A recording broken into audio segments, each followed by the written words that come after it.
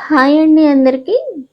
నేను మీ Hima. Welcome back to my channel mass garden world. ఈరోజు వీడియోలో కాకరకాయ వెల్లుల్లి కారం అస్సలు చేదు లేకుండా, నూనె అనేది పీల్చకుండా, సింపుల్ ప్రాసెస్తో ఈజీగా టేస్టీగా ఎంతో సింపుల్గా చేసేసుకోవచ్చు. ముందుగా ఒక అర కేజీ కాకరకాయలు తీసుకొని పైన పొట్టులాగా గగ్గురులా ఉంటుంది కదా, అది వరకు తీసేసుకొని సన్నగా ఈ విధంగా ప్లేట్స్ లాగా కట్ చేసేసుకోవాలి.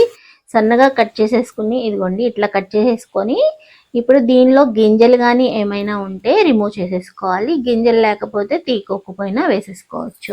ఇప్పుడు స్టవ్ మీద ఒక మందపాటి బాండి పెట్టుకొని డీప్ ఫ్రైకి సరిపడా ఆయిల్ అయితే యాడ్ చేసుకోవాలి. ఆయిల్ డీప్ ఫ్రైకి సరిపడా ఆయిల్ యాడ్ చేసుకుని మీడియం ఫ్లేమ్ అయితే పెట్టుకొని మనము ఫ్రై చేసుకోవాలి. ఇప్పుడు కాకరకాయ ముక్కలు దీనిలో వేసేసుకొని ఒక చక్క మీడియం ఫ్లేమ్లో పెట్టుకొని మంచి అరోమా వచ్చి గోల్డెన్ బ్రౌన్ కలర్ వచ్చే వరకు ఫ్రై చేసుకుంటూ తిప్పుకుంటూ ఉండాలి. ఈ లోపు మనము కాకరకాయలోకి మసాలా అయితే రెడీ చేసుకుందాము.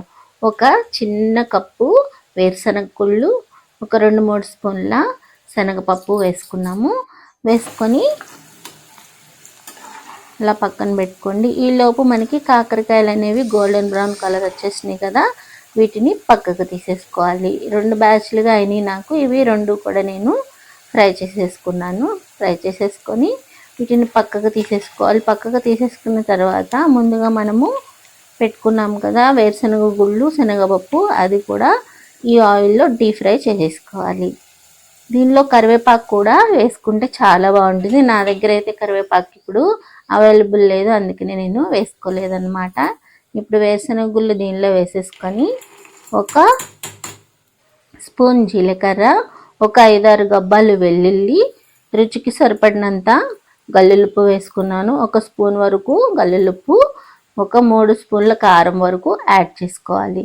నేను ఈ కొలత అంతా అర కేజీ కాకరకాయలకి చెప్తున్నాను. మీరు వేసుకునే క్వాంటిటీని బట్టి స్పైసెస్ అనేది యాడ్ చేసుకోండి, అప్పుడు మనకి టేస్ట్ అనేది బాగుంటుంది. ఇప్పుడు ఇది మిక్సీ జార్లో వేసేసుకొని ముందుగా మనము వేయించి పెట్టేసుకున్నాము కదా కాకరకాయలు, ఈలోపు చల్లారిపోయినవి వాటిల్లో గ్రైండ్ చేసి పెట్టుకున్న ఈ పొడిని యాడ్ చేసేసుకొని బాగా ఒక్కసారి ఇలాగా 2 కూడా మెత్తగా పిసుక్కుంటూ కలిపేసుకోవాలి.